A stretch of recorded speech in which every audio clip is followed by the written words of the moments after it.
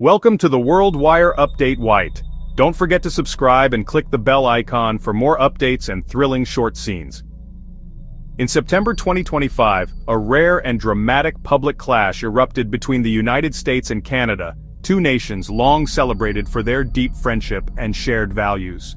The world watched in disbelief as tensions, usually kept behind closed doors, spilled out into the open for all to see. The shockwaves from this confrontation shook the very foundations of their famously close relationship, sending ripples through diplomatic circles and everyday life alike. It all began when U.S. Ambassador Pete Hoekstra delivered a pointed and highly public critique of Canada. This wasn't just another policy disagreement, it was a direct challenge that struck at the heart of Canadian identity and sovereignty, calling into question the very principles that had long united the two countries. Prime Minister Mark Carney, caught off guard by the intensity of the remarks, was quickly pulled into the fray. He was forced to respond to what many Canadians saw as an unprecedented and deeply personal challenge to their nation's dignity and independence. Beneath the surface of years of polite diplomacy, tensions had been quietly simmering, fractures over trade, defense commitments, and mutual respect that had never fully healed. Now, those old wounds were suddenly exposed for the world to see. The ambassador's remarks acted like a match to dry tinder, exposing these rifts and turning what might have been minor disputes into a full-blown diplomatic confrontation. Politicians on both sides scrambled to contain the fallout, but the damage was already done. For ordinary citizens on both sides of the border, the sudden escalation was a stark reminder that even the closest allies can face profound and painful disagreements. Families, businesses, and communities felt the uncertainty ripple through their daily lives. This clash marks a pivotal turning point in North American history, forcing both nations to reconsider what it truly means to be partners in a rapidly changing world. As the dust settles, the question remains: can trust and cooperation be rebuilt, or has the spark ignited a firestorm that will reshape their relationship for years to come? The controversy ignited when Ambassador Hoekstra, speaking in Halifax and Ottawa, bluntly accused Canada of lacking enthusiasm for the U.S.-Canada partnership.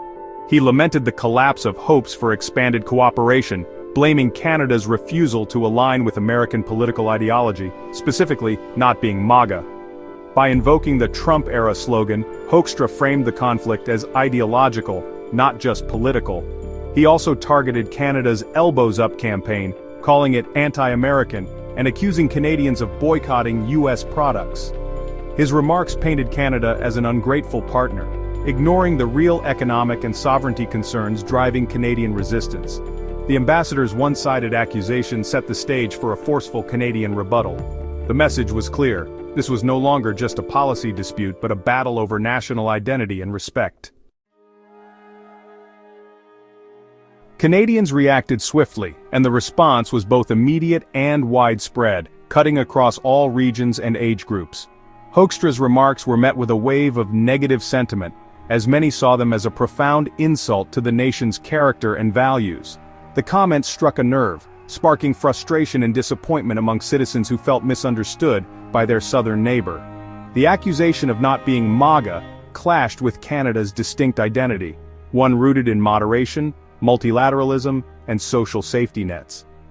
Canadians take pride in their unique approach to governance, emphasizing inclusivity, cooperation, and a strong sense of community responsibility. These values are seen as fundamental to what it means to be Canadian.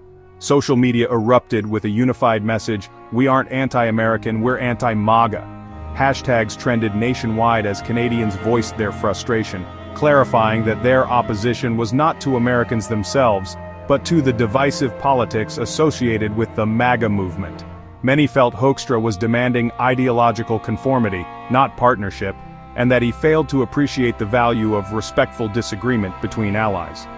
The expectation that Canada should simply follow U.S. political trends was seen as dismissive of Canadian autonomy. His criticism of the Elbows Up campaign was seen as a misreading. For Canadians, it was about self-reliance in the face of U.S. tariffs, not hostility. The campaign symbolized resilience and unity, a collective effort to support local industries during challenging times. The ambassador's words denied Canada its agency, implying it should be a compliant junior partner. This suggestion was deeply unpopular, as it ignored Canada's long history of independent decision-making on the world stage.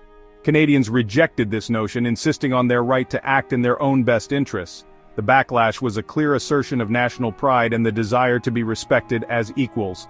The outrage was about more than undiplomatic language. It was a stand for sovereignty and self-respect, a reminder that Canada's voice matters, and that its people will always defend their values and independence. Prime Minister Mark Carney's response was decisive, signaling a new era in Canada's foreign policy. He declared the era of ever-deepening U.S. integration over, introducing a doctrine, cooperate when necessary, but not necessarily cooperate. Carney emphasized that Canada would partner with the U.S. on shared interests, but reserve the right to dissent and pursue its own path. He made clear that any future trade deals must serve Canada's interests first. This was a direct rebuttal to Hoekstra's implication that Canada owed alignment to the U.S. Carney's calm, principled stance projected strength and independence. His message, Canada would no longer be defined solely by its relationship with the U.S., but by its own values and priorities. This was a polite but firm line in the sand. The diplomatic clash between Canada and the United States was rooted in an escalating economic conflict, one that reached a boiling point with the Trump administration's aggressive tariffs on Canadian steel and aluminum. These measures were justified by the U.S. as necessary for national security, but to Canadians, they felt like a direct attack on their industries and livelihoods. The tariffs didn't just target raw materials, they sent shockwaves through entire sectors, from manufacturing to transportation and even agriculture, as the cost of doing business rose sharply. The auto industry, a cornerstone of the Canadian economy, was especially vulnerable. These tariffs hit Canadian businesses hard, threatening thousands of jobs and disrupting long-standing supply chains that had been built up over decades. In response, Canada retaliated with its own set of tariffs, targeting American goods from whiskey to orange juice, and maintained key measures even as some were eventually dropped. This tit-for-tat escalation transformed what had been a stable, mutually beneficial trade relationship into a tense economic battleground. Finance Minister Champagne noted that U.S. tariffs forced Canada to reinvent its economy, seeking new markets and reducing its reliance on the U.S. The experience fostered a new sense of economic independence and an urgent drive to diversify trade partners. For many Canadians, Hoekstra's talk of lost opportunities seemed to ignore the real and lasting damage caused by U.S. policies. Calls for deeper integration felt tone-deaf amid ongoing economic attacks. These trade disputes are not minor irritants. They are the core reason for the current mistrust and tension shaping the future of North American relations.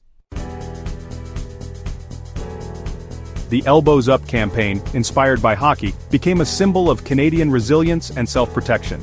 In hockey, getting your elbows up means defending your space, assertive, not aggressive. The slogan emerged as a grassroots response to U.S. tariffs and perceived bullying, uniting Canadians in solidarity. It's not anti-American, but a stand against specific U.S. government actions. The campaign draws a clear line. Canadians value friendship, but won't be pushed around. Embraced by leaders and citizens alike, Elbows Up captures the national mood of defiant self-preservation. The hockey metaphor taps into Canadian identity, toughness, teamwork, and pride. It transforms a complex dispute into a relatable, unifying call to action. Elbows Up is more than a hashtag, it's a cultural and political awakening. The clash between Hoekstra and Carney marks a defining moment for Canada's global identity. Carney's declaration signals a pivot from U.S.-centric policy to one rooted in sovereignty and national interest. Canada isn't severing ties but is now setting its own terms for cooperation. The Elbows Up campaign reflects this new posture, aligning public sentiment with official policy. This unity gives Canada's new approach legitimacy and strength in future negotiations. The episode has illuminated Canada's journey toward autonomy and self-assurance. By defending its interests and values, Canada is stepping out of its neighbor's shadow. With its elbows up, Canada is ready to engage the world as a confident, independent nation.